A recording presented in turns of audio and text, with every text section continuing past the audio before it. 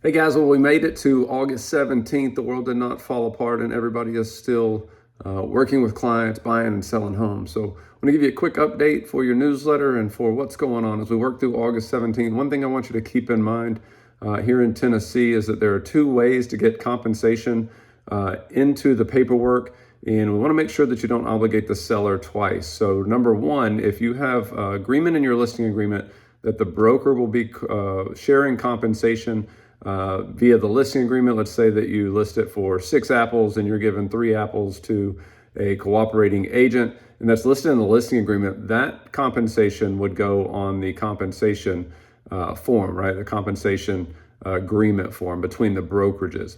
If the buyer is asking for compensation in addition to what is offered between the brokerages, that compensation needs to be written into the contract as concessions for compensation and the special stipulations.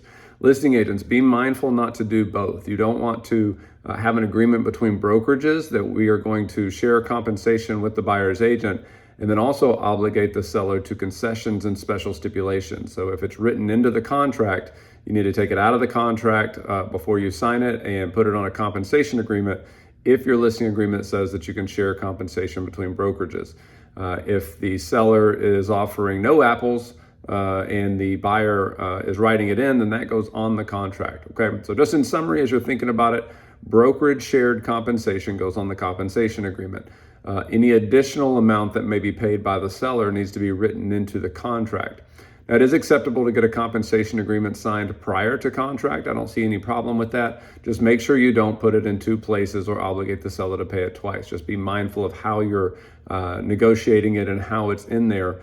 As we now know, more commissions are negotiable, more buyers are going to be responsible for some of these fees most likely. So make sure you're putting it in the contract correctly. Hope that helps. Have a good day, guys.